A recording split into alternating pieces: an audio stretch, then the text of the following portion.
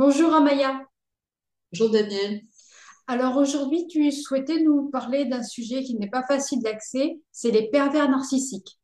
Déjà, Voilà, est-ce que donc, tu peux donner ton regard sur qu'est-ce que c'est un pervers narcissique? alors déjà, peut-être avant de faire ça, je voudrais peut-être commencer par comment j'ai découvert que ça existait. Ça sera peut-être plus simple, parce que c'est quand même un sujet aussi, l'apparition narcissique, et qui est énormément traité sur YouTube. Enfin, c'est vraiment, entre guillemets, un peu à la mode, mais je ne pense pas que ce soit une histoire de mode. Je pense que c'est quelque chose qui s'est révélé ces dernières années. Et c'est pour ça qu'il y a beaucoup de personnes qui en parlent et qui en parlent très bien. Donc moi, je ne veux pas rajouter à ce qui est déjà dit, mais je vais peut-être l'aborder sous un angle un peu différent, qui est déjà l'angle de comment moi, j'ai découvert euh, ça, que ça existait, la perversion narcissique. Il faut savoir que j'ai mis des années avant de me rendre compte qu'il pouvait y avoir des gens qui faisaient du mal et qui faisaient du mal volontairement. Voilà. Il y a des personnes qui prennent plaisir, en fait, à faire souffrir les autres. Alors vraiment, j'ai mis beaucoup de temps parce que d'abord, je ne voulais pas admettre que ça pouvait être possible. Et je pense qu'il y a beaucoup de personnes aussi qui sont dans le déni de cette pathologie, mais c'est plus qu'une pathologie parce que c'est tellement difficile d'admettre que des personnes sciemment vont faire du mal aux autres, vont nous faire du mal. Voilà, ça c'est déjà la première chose. Et moi, ce que je veux dire, c'est que j'ai mis beaucoup d'années, peut-être qu'il y aura des personnes qui vont se reconnaître, parce que vraiment, en premier lieu, j'ai pensé que c'était moi qui n'allais pas. Vraiment, que c'était moi qui n'était pas correcte, que c'était moi qui avait beaucoup d'efforts à faire, que c'était moi qui n'était pas à la hauteur. Voilà. Alors c'est là où on va un petit peu rejoindre, pour ceux qui nous suivent, ces histoires de programmes, parce que effectivement, la perversion narcissique, évidemment, va s'appuyer sur ces programmes de SAP qui font que on se sent pas à la hauteur, on se sent inférieur. Donc déjà, c'est pour ça que c'est intéressant qu'on ait fait ces programmes avant. Il faut comprendre que le mécanisme de la perversion narcissique va se servir de ça, va se servir du fait que comme on se sent vraiment pas à la hauteur, mais quelque part, une partie de nous va trouver normal d'être maltraité, d'être même mis plus bas que terre, d'être ridiculisé, d'être et ça, et c'est quelque chose qui comment dire, qui met complètement à plat. Je veux dire, la perversion narcissique, ça peut aller jusqu'à la mort. Hein. Je veux dire, on peut vraiment en mourir d'être victime de ça. Donc ça, c'est déjà un petit départ. Donc, alors, est-ce que la perversion narcissique est une pathologie? Moi, je ne suis pas professionnelle pour vraiment définir ça. Je pense qu'effectivement, ça en est une. Moi, ce que j'ai découvert, mais bon, là, c'est pas trop mon rayon. Moi, ce que j'ai découvert, c'est qu'en fait, toutes les personnes qui ont cette pathologie, donc on va les appeler les PN, en sachant que je ne stigmatise pas une personne en particulier, je parle de caractéristiques qu'a cette personne. Mais ça sera plus simple d'employer PN pour qu'on puisse se comprendre.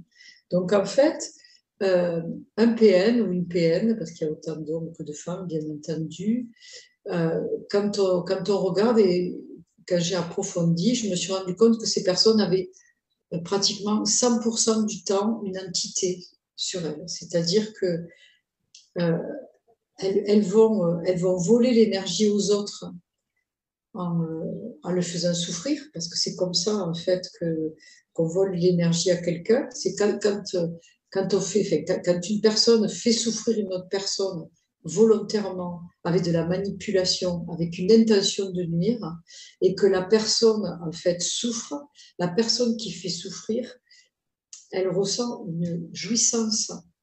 Et pourquoi elle ressent une jouissance? Parce qu'en fait, elle vole l'énergie à l'autre personne. Ça, c'est tout ce fonctionnement qui est énergétique et qui fait que et qui fait que ça fonctionne comme ça. Après, une personne qui a cette pathologie plus cette entité, ça va être une personne, on va un peu en parler parce qu'on va parler des deux côtés.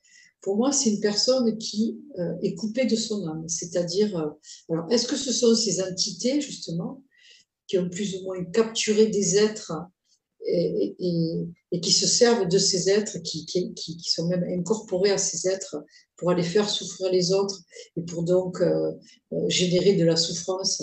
Et cette souffrance, bien sûr, elle va passer par la personne qui est PN, mais elle va aussi nourrir cette entité et nourrir aussi, comme je l'ai déjà expliqué, toutes ces forces évolutives qui se nourrissent de la souffrance.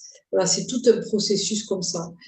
Après, moi, je ne condamne pas non plus les PN parce que je pense que ce sont, au niveau de leur âme, hein, je parle au niveau de leur âme, je pense que ce sont des êtres qui sont coupés de leur âme. Alors, j'espère que c'est juste momentané et parce que ces personnes aussi, ces PN, ont aussi des programmes dont j'ai déjà parlé qui font qu'il y a de l'amnésie, c'est-à-dire que sur le moment, elles peuvent aller très très loin, faire beaucoup de mal, manipuler, euh, avoir vraiment des mots très très violents, avoir des comportements complètement machiavéliques, mais à un moment, pfiou, ça va switcher et la personne elle peut être redevenir quelqu'un d'adorable. Alors bon, est-ce que quand elle est adorable, elle est sincère ou pas? Ben, j'ai jamais réussi moi à faire le tri quelque part parce que c'est vrai que c'est pas du tout évident. Mais ce qu'il y a d'important, c'est de comprendre, en tout cas, enfin, moi, c'est ma vision des choses, c'est que ces PM, donc, ce sont des êtres qui sont aussi les outils des forces involutives, le bras armé des forces involutives. Donc, quelque part, elles en tirent quand même du profit, en tout cas, euh, dans le présent, dans le présent. Après, au niveau de leur âme, ça, c'est vraiment une autre histoire. Et là, je sais pas, c'est pour ça, moi, je suis pas une personne qui va condamner les PN en disant que ce sont des personnes tout à fait méprisables. Bon, après, évidemment, il faut s'en protéger. Là, on va venir après à l'autre partie. Alors après, on a aussi parlé des portails organiques. Alors, certaines personnes, moi, je dis juste comme ça ce que je sais à peu près. Certaines personnes disent que les PN sont des portails organiques, c'est-à-dire que ces portails organiques n'auraient pas d'âme. Ouais. Moi, je n'ai pas la réponse par rapport à ça. Les personnes PN que j'ai pu rencontrer, et j'en ai rencontré beaucoup dans ma vie, vu que j'étais quand même, je les attirais, j'ai attiré ça toute ma vie, jusqu'au moment où j'ai compris pourquoi j'attirais ça aussi. Je vais y venir.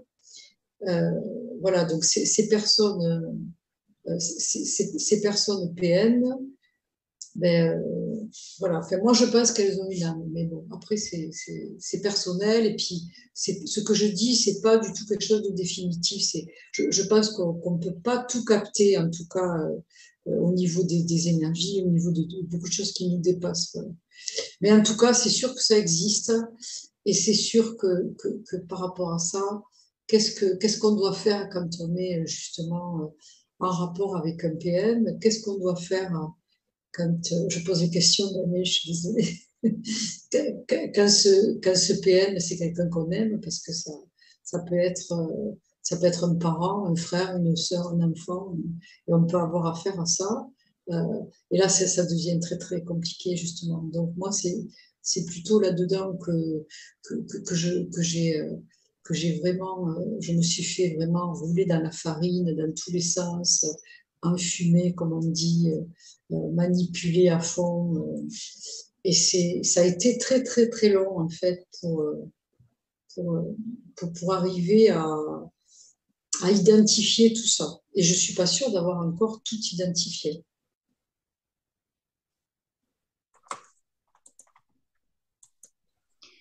Là, tu as donné ton regard pour l'instant.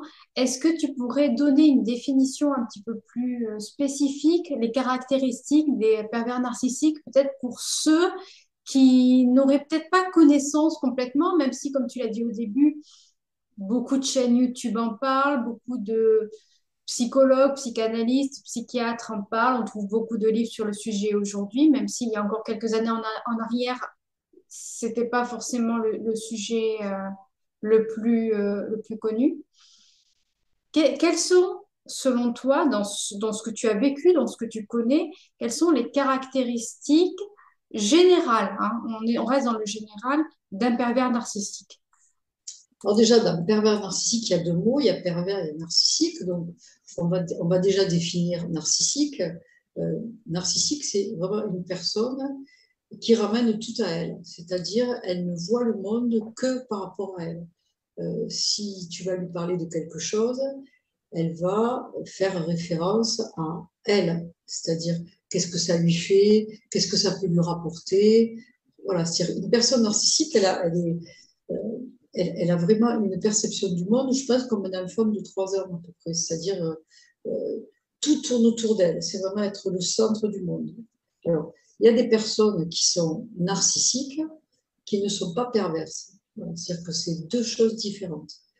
Après, la perversion sur ce narcissisme, ça veut dire aussi que, je rajoute quelque chose, c'est que les narcissiques non, ne sont pas capables d'empathie, ou alors ce sera, les narcissiques ne sont pas capables d'empathie, puisque tout, il y a qu'elles qui les intéressent, et leur perception, donc je pense que ça va jusque-là, leur perception est limitée à leur propre personne.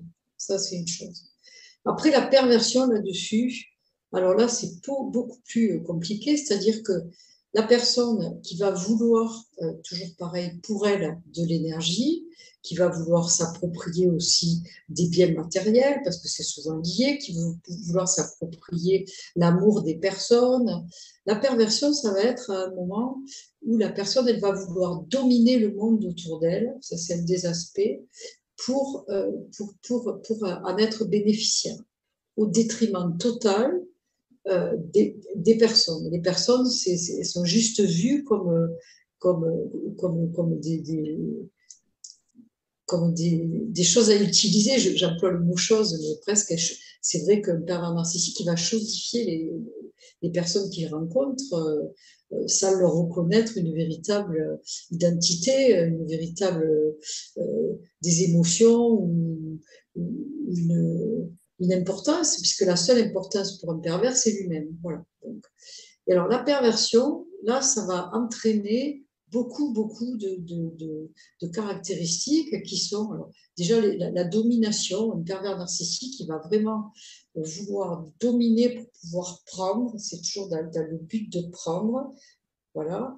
Ensuite, la manipulation. Donc, pour ça, on a fait une vidéo aussi sur le mensonge il n'y a pas longtemps. Alors, évidemment, l'arme des pervers narcissiques, c'est évidemment le mensonge et vraiment de se servir du mensonge avec beaucoup de façon artistique, j'ai envie de dire. Hein, un pervers, il peut mentir à un point incroyable. Et justement, quelque chose que je me suis rendu compte aussi, c'est que, alors comment on peut les détecter aussi je mélange un peu tout, mais c'est que par exemple, ils ont cette particularité, ça aussi j'ai mis très longtemps à le comprendre, à reprocher aux autres ce qu'ils font, ou à accuser l'autre de ce qu'ils font. Euh, C'est-à-dire, eux, ils vont par exemple, je sais pas moi, voler, mentir, et ils vont persuader les autres que c'est la personne en fait qui maltraite, qui vole et qui ment. Voilà. C'est-à-dire, ils vont prendre un bouc émissaire, une espèce de bouc émissaire qui va être la personne sur laquelle ils vont jeter leur dévolu. Et cette personne, ils n'auront de cesse de la détruire, mais aussi aux yeux des autres, en se faisant passer pour eux euh, une personne tout à fait respectable, tout à fait honorable, et faire passer l'autre personne pour une moins que rien. Et moi, pour avoir vécu ça, c'est quelque chose de très, très, très compliqué parce que on ne peut pas, quand on est victime de ces personnes-là, passer son temps à se justifier. Ça bouffe une énergie pas possible. Et donc, le problème, c'est qu'à un moment, moi, en ayant affaire à ça, j'ai laissé tomber. C'est-à-dire, il y a des gens, encore aujourd'hui, qui pense que je suis une mauvaise personne, qui pense que j'ai tous les défauts de la terre, et je ne peux pas me battre contre ça, c'est pas possible. Voilà. Donc, quand on a affaire à un pervers, c'est vrai que ça fait des dégâts considérables sur l'entourage aussi, parce que ce sont des gens aussi, il y a une caractéristique qui ont un certain charisme. Ils sont évidemment investis par ces forces évolutives, mais comme on a vu la dernière fois, ces forces évolutives, elles sont, elles ont, elles ont de la puissance aussi. Hein. Elles ont la puissance, elles ont aussi la beauté du diable, comme on dit. Hein.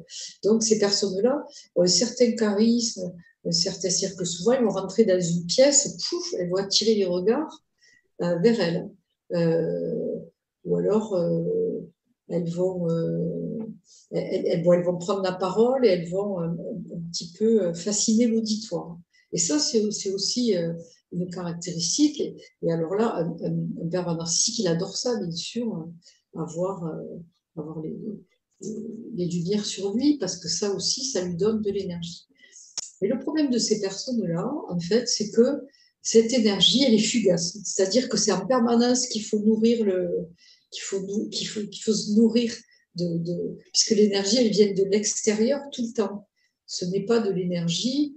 L'énergie, elle peut et elle doit venir de la vie, c'est-à-dire pour nous, elle doit venir aussi des énergies de la Terre, et elle doit venir aussi des énergies cosmiques, mais aussi des énergies de la vie qui sont là. Mais que ces personnes-là, comme elles sont coupées au niveau du cœur, en fait, elles ont beaucoup du mal à se suffire à elles-mêmes et euh, à pouvoir profiter des énergies de la vie. Voilà. Donc, comme elles sont comme ça, donc évidemment, ce sont des personnes, alors on dit à la base qu'il y a toujours des traumatismes aussi, ça je veux bien le croire, mais je ne suis pas sûre, je n'ai pas tout vérifié. Pas que, parce que ce que je sais aussi, c'est qu'une mère, par exemple, pervers narcissique, c'est comme si elle va contaminer son enfant préféré, par exemple, qui va lui aussi être pervers narcissique. Voilà, donc c'est, je suis perdue. Vas-y, aide-moi. Dans ce que tu dis, on peut percevoir qu'il y a une transmission de parents à enfants. Ça Euh, peut. Qu'est-ce qui pourrait expliquer ça? Alors, ce qui peut expliquer ça au niveau de la psychologie, c'est que de toute façon, un enfant, il s'identifie à son parent parce que quand il naît, il est totalement vulnérable et donc il va forcément un peu faire comme fait son parent.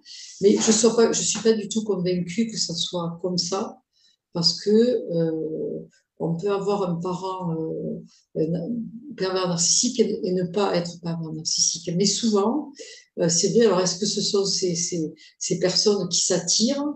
Parce qu'il y a il y a une autre caractéristique par rapport à ça, c'est qu'entre eux, les pervers narcissiques, ils s'allient. Voilà, il y a un proverbe qui dit serre la main que tu ne peux pas couper. Alors eux, c'est tout à fait ça, c'est-à-dire qu'entre eux, ils se serrent la main, il n'y a pas de souci. Et parce qu'ils ne peuvent pas la couper. Mais si dans un groupe, il y a plusieurs pervers narcissiques, alors ils se reconnaissent, je ne sais pas par quel code secret, mais en tout cas, ils vont toujours s'allier contre la personne qui ne l'est pas. Ça, c'est une caractéristique. Après, au niveau des enfants, peut-être que justement, juste on est comme ça. Moi, j'irais plus dans ce sens-là, mais je peux rien affirmer. Alors après, ça, c'est je ne sais pas si c'est très important de répondre à ça. Je crois que le plus important, c'est déjà de savoir que ça existe et après de comprendre comment on va les détecter et surtout comment on va s'en sortir de ça. Parce que ça, c'est le plus important. Et justement, tu parlais tout à l'heure de la relation avec le pervers ou les pervers narcissiques dans la dimension familiale, dans le cercle familial, mais également dans le cercle relationnel et sentimental. Euh, Quand une personne vit en couple avec un ou une pervers narcissique, la violence du quotidien est intense. Euh, Qu'est-ce qui pourrait expliquer que cette personne reste. Est-ce que c'est le même comportement que une personne vivant une maltraitance et reste encore malgré tout avec plein de regards sur elle-même? Est-ce que ça induit une culpabilisation également? Qu'est-ce qui pourrait expliquer ça? Alors, les pervers narcissiques, en fait, ils emploient des techniques qui mettent les personnes sous emprise. Voilà. Et des techniques les plus connues, c'est le chaud et le froid. Ça, c'est une technique qui met n'importe quel humain sous emprise. C'est-à-dire, au début, le pervers narcissique, il va répondre très très bien aux besoins de la personne. Ça, c'est très important à comprendre. Il va vraiment répondre aux besoins de la personne. Alors souvent, il va aller aussi chercher une personne qui a une fragilité, soit parce qu'elle vient, mettons, elle vient de rompre d'une relation un peu compliquée, soit parce elle vit un deuil. En général, le pervers narcissique, il va toujours choisir au départ une personne qui est en faiblesse et toujours une personne qui a des failles assez importantes au niveau de son vécu, donc souvent au niveau de son enfance. Voilà, donc déjà, il va se servir de ça.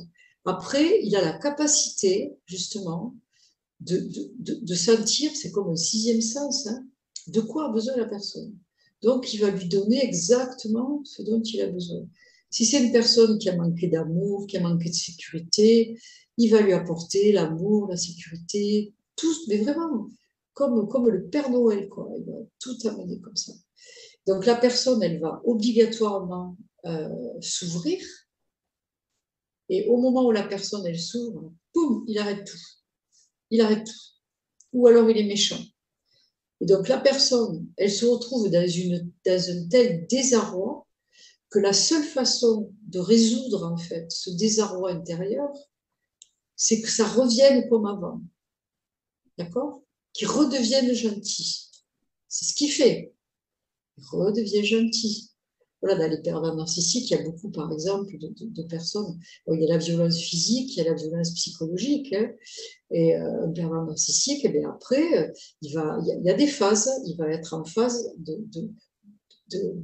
comment dire, pour reconquérir. Donc, il va offrir des fleurs, il va inviter au resto, il va être gentil.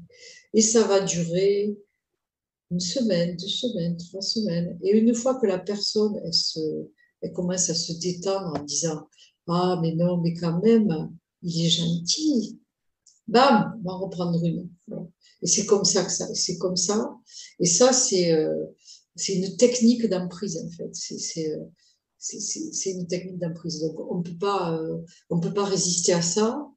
En tout cas, tant qu'on n'a pas mis tout ça en conscience, tant qu'on ne se fait pas non plus aider, parce que je pense que face à des pervers narcissiques, il faut vraiment se faire aider. En tout cas, c'est ce que je conseille, parce que c'est très, très, très, très long de comprendre tout ça. Moi, j'ai mis des années, des années, des années à vraiment comprendre tous ces mécanismes. Et quand on est dans des failles de manque d'amour, comme ça a été mon cas, par exemple, évidemment, c'est facile, quoi. Quelqu'un qui a manqué d'amour, c'est facile d'aller l'attraper à cet endroit-là. Bien sûr que c'est facile. Voilà, ce que j'ai répondu à la question. Et après avoir vécu avec un ou une pervers narcissique, euh, est-il possible déjà, parce que tu parlais d'être accompagné, la question c'est est-il possible de se reconstruire complètement ou alors est-ce que ça laisse toujours des failles? Alors, bien sûr qu'il est possible de se reconstruire. Alors ça, c'est sûr. Et même, justement, toutes les personnes qui ont vécu ça, qui ont compris, deviennent des personnes qui sont beaucoup plus fortes que la moyenne. J'ai envie de dire que après ça, une fois qu'on a bien été complètement laminé, complètement mis par terre, de se relever, évidemment, là, on est beaucoup plus fort. Mais c'est pas facile de se relever. Et enfin, il y a plusieurs, comment dire, il y a plusieurs choses à vraiment prendre conscience. Et moi, une des choses que j'ai comprises et qui m'a vraiment fait du bien, et peut-être que je vais partager ça, c'est que moi, je suis de nature assez empathique à la base. Et ce que je faisais avant, c'est que je palliais pour l'autre. C'est-à-dire, si l'autre, il ne pouvait pas faire quelque chose, eh bien, j'allais me mettre en pansement. Voilà. Et je le fais encore un peu, mais vraiment, je travaille pour ne plus le faire, quoi, parce que ce que j'ai compris, c'est qu'en fait, l'autre, chaque personne doit faire les choses pour lui. C'est comme ça qu'on devient fort. Voilà. Par exemple, voilà, moi je suis allée aux États-Unis. J'étais avec un ami, il parlait super bien anglais. Dès que quelqu'un arrivait, hop, je faisais rentrer et puis je laissais mon ami discuter avec. Donc lui, en fait, il palliait, je le laissais pallier au fait que je parlais pas trop bien anglais. Et du coup, franchement, c'est dommage parce que j'aurais appris beaucoup mieux et je parlerais beaucoup mieux anglais si pendant les 6 mois que j'ai passé là-bas, j'avais vraiment parlé, si je ne m'étais pas cachée à côté de quelqu'un, derrière quelqu'un. C'est ça que je veux expliquer. Mais les pervers, ils jouent de ça. C'est-à-dire que les pervers, ils vont toujours demander à ce qu'on comble leur manque. Ils vont toujours se poser en victime aussi. C'est eux les plus malheureux. Ils ont toujours besoin d'aide. Donc, tout le temps, ben moi, c'est ça que j'ai beaucoup fait aussi, à répondre tout le temps aux besoins de l'autre quand il est un pervers. De toute façon, une personne qui n'est pas perverse ne va pas, et qui n'est pas narcissique, parce que les narcissiques sont aussi un peu comme ça, ne va pas en permanence demander de l'aide, en fait. Ça peut être ponctuel, mais on n'est pas tout le temps obligé de se placer en victime et tout le temps demander de l'aide. Ça, c'est quelque chose qui doit alerter quand on est en face d'une personne comme ça. Voilà. Et c'est vrai que plus on donne, plus on donne, en fait, ça ne rend pas service à l'autre. Ça, déjà, il faut le comprendre. C'est que d'aller pallier, de répondre en permanence aux besoins de quelqu'un, ça ne lui rend pas service. Ou de répondre, on peut faire le parallèle avec un enfant, par exemple. Si un enfant, je ne sais pas, moi, il ne sait pas faire ses lacets, c'est un peu le même truc, et que je vais lui faire ses lacets à chaque fois. Il n'apprendra jamais à faire ses lacets. Voilà. Par contre, si je laisse faire, eh bien, il va un peu galérer, il va faire son lacet, il va se tromper. Voilà. Mais au bout d'un moment, il va savoir faire. Donc ça, c'est vraiment une des règles. Une des règles, ouais, j'ai envie de dire ça, parce que moi, j'ai été vraiment obligée de me discipliner pour m'extraire de cette manipulation, de cette emprise. Et ça, c'est une des règles, en tout cas, que je me suis donnée et que je continue à me donner. C'est-à-dire, je fais pour moi, je peux venir en aide à l'autre ponctuellement, mais je viens en aide à l'autre pour lui aider à faire, mais pas pour faire à sa place. Surtout pas pour faire à sa place. Ça, c'est une chose, et je pense que les personnes qui ont affaire à des pervers narcissiques comprendront de quoi je parle. Alors ça, c'est une première chose. Ensuite, il y a autre chose de très important qui a donc attrait à ces programmes, c'est de jamais se laisser maltraiter par quelqu'un. Ça, c'est quelque chose qui n'est pas acceptable, quoi. Alors, c'est le travail spirituel, justement, puisqu'on est sur une chaîne spirituelle, on en a déjà parlé, c'est que si j'obéis au programme en me disant je suis nulle, ben, en fait, je sers les forces de l'homme. Et si je veux être sur ce chemin spirituel, je dois servir la lumière, mais servir la lumière, ça veut dire reconnaître l'être de lumière que je suis. Donc, avoir du respect pour moi, avoir du respect pour toutes les parties de moi, mettre de l'amour dans toutes les parties de moi. Ça, c'est ça qui va aider justement à se sortir de tout ça. Mais c'est pas du tout facile parce que il se passe autre chose aussi quand on a affaire à un pervers narcissique, c'est qu'on est tout le temps sur lui. Euh, Ça aussi, on a expliqué avec les charges émotionnelles, mais là, ils sont très forts. C'est-à-dire, un pervers narcissique, en fait, on va tout le temps parler de lui. Ah, il a fait ci, il a fait ça, il est méchant, il fait comme ci, il fait comme ça. Et on passe énormément de temps à parler de ce qu'il a fait, de ce qu'il devrait faire, de ce qu'il n'a pas fait. Et ça, c'est un piège. Évidemment, c'est un piège. Parce que, comme je l'ai dit la dernière fois, poser les choses une fois en disant, voilà, bon, lui, il a fait ci, il a fait ça, c'est pas normal. Voilà. Ça c'est posé, c'est pas normal. Mais maintenant, je ne vais pas lui donner mon énergie à tout le temps rabâcher le mal qu'il a pu faire. Parce que ça, c'est pas bon, ça lui donne de l'énergie, il s'en fout, lui, qu'on dise du mal de lui. On parle de lui, il est content, il prend. Et les forces de l'ombre, elles s'en fichent de ça. Voilà, c'est pas important pour eux de dire du mal de lui, de les insulter, ils s'en fichent complètement. Ça leur donne de l'énergie. C'est quand même incroyable.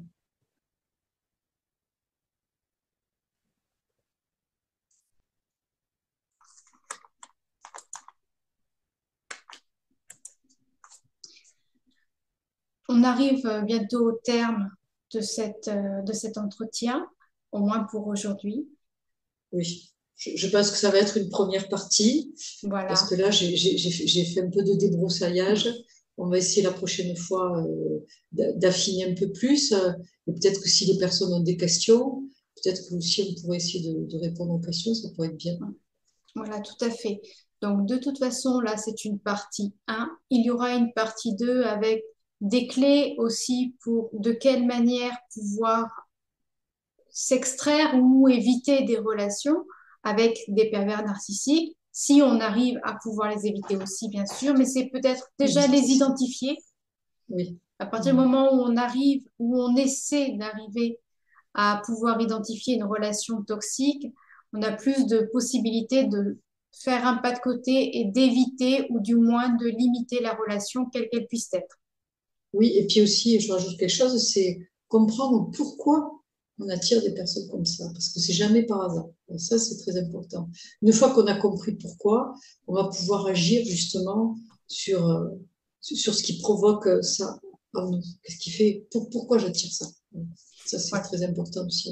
On De reviendra toute façon, là-dessus. voilà, ce sera des sujets qui vont être réabordés très prochainement dans de nouvelles capsules vidéo. En tout Tout cas, à fait. merci à toi, Maya, de ce premier débroussaillage et surtout de cette honnêteté dans ton approche avec toute cette dimension personnelle que tu mets dans tes messages et dans ce que tu as à transmettre. Je te remercie, Maya, et je te dis à très vite. Avec plaisir. Merci, Daniel. Et puis, à bientôt. Au revoir à tous. Au revoir, à très vite.